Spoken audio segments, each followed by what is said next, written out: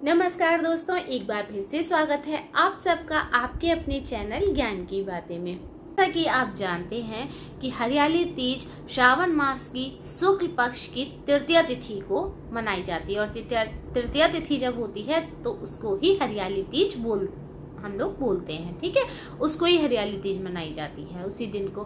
तो इस बार हरियाली तीज कब है? इस बार है हरियाली तीज 27 जुलाई को। 27 जुलाई रविवार के दिन हरियाली तीज मनाई जाएगी और उसी दिन व्रत रखा जाएगा। तो चलिए जान लेते हैं कि वो खास नियम कौन से हैं जो आपको करने चाहिए व्रत के दौरान। ये व्रत वैसे सुहागिन स्त्रियों के लिए बहुत खास होता है।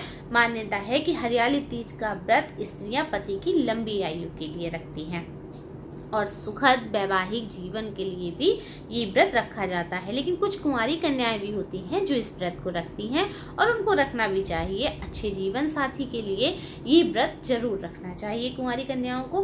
लेकिन इस व्रत को रखने के लिए कुछ नियम होते हैं जिनका पालन करना बहुत जरूरी होता है। चलिए आज उन नियम को जान लेते हैं।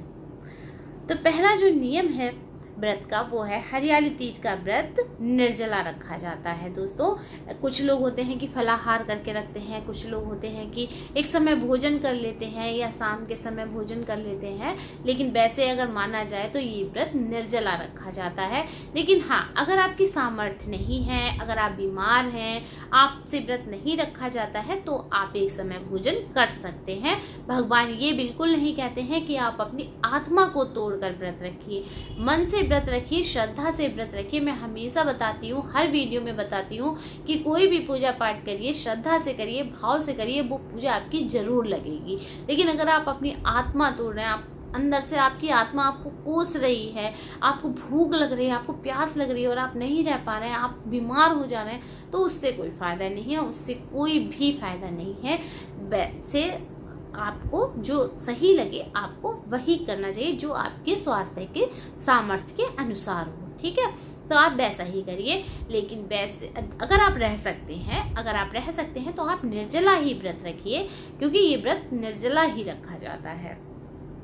ठीक है, उसके बाद जो होता है दूसरा जो नियम है वो है हरियाली तीज के दिन हरे रंग का विशेष महत्व होता है। इस दिन महिलाओं को हरे रंग की चीजों का उपयोग करना चाहिए, जैसे हरे रंग के वस्त्र पहनने हैं, हरे रंग की चूड़ियां पहननी है, हरे रंग की बिंदी लगानी है। ये सब चीजें होती हैं। आपको ज्यादातर आप हरे रंग का यूज कीजिए उस दिन अपने चीजों में, अपने 16 श्रृंगार कीजिए आप, बहुत अच्छा रहेगा आपके लिए। हरियाली तीज के दिन माता पार्वती को 16 श्रृंगार की वस्तुएं जैसे कुमकुम, सिंदूर, साड़ी, चुनरी, बिंदी, महावर, मेहंदी, ये सब चीजें जो 16 श्रृंगार की चीजें होती हैं वो सब आपको माता रानी को अर्पित जरूर करनी चाहिए।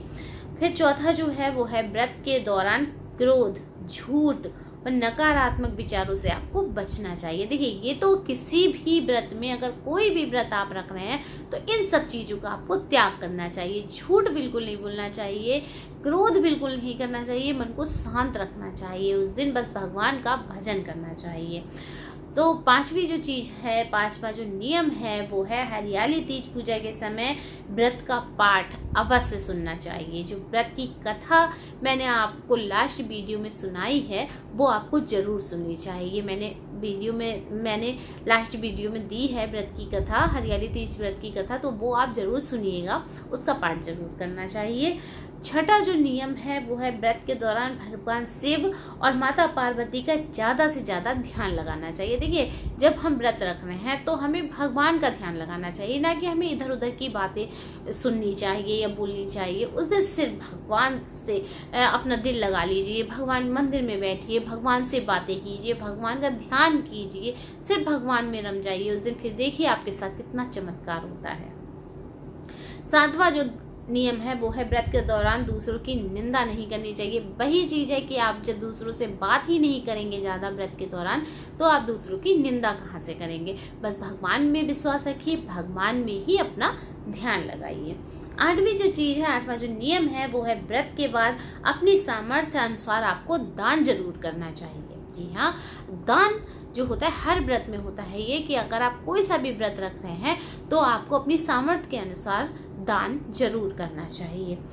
नवा जो नियम है वो है हरियाली तीज का व्रत करने वाली स्त्रियों को दिन में सोना नहीं चाहिए। कुछ स्त्रियां होती हैं कि जो दिन में सो जाती हैं, व्रत करने के लिए व्रत करती हैं और वो सोचती हैं चलो दिन कैसे काटें, सो ही जाते हैं, सो के दिन कट जाएगा। लेकिन नहीं, ये गलत होता है। अगर आप दिन में सो जाते हैं ना तो आपका व्रत खंडित हो जाता है। इसलिए आपको व्रत पे कभी भी नहीं सोना चाहिए। कोशिश करिए, भगवान का जब आप ध्यान लगाएंगे, भगवान में रम जाएंगे तो आपको नींद आएगी ही नहीं। बस भगवान में रम जाइए, फिर आप देखिएगा बिल्कुल आपको नींद नहीं आएगी। होता है कि जब हम खाली बैठे होते हैं नींद आने लगती है। क्यों आने लगती है? क्योंकि हम भगवान का ध्यान नहीं कर रहे हैं, हमारा दिमाग इधर उधर चल रहा है, तो जाहिर सी बात है नींद आने लगेगी। लेकिन नींद नहीं आएगी अगर आप भगवान में ध्यान लगाएंगे तो। ठीक है, तो भगवान में ध्यान लगाइए, महादेव में ध्यान लगाइए, माता पार्वती में ध्यान लगाइए, नींद बिल्कुल नहीं आएगी आपको और आप आराम से व्रत रख सकते हैं।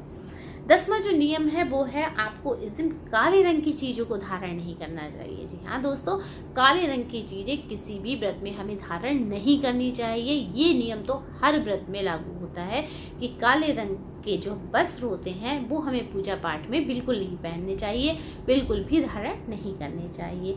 तो दोस्तों, यही थे आज की जानकारी, यही थे कुछ नियम जो मैंने आपको थोड़े संक्षेप में बता दिए हैं। अगर आपको वीडियो पसंद आई हो, नियम अगर आपको समझ में आ गए हो तो उसके लिए एक लाइक तो बनता है दोस्तों, क्योंकि मैं इतनी मेहनत करती हूँ आप लोगों के लिए, बहुत मेहनत से वीडियो बनाती हूँ। प्लीज़ प्लीज़ प्लीज़ मुझे थोड़ा सा सपोर्ट कीजिए, प्लीज़ थोड़ा सा सपोर्ट करिए, मेरी वीडियो को देखिए, पूरा वॉच कीजिए, तभी आपको वीडियो अच्छे से समझ में आएगी।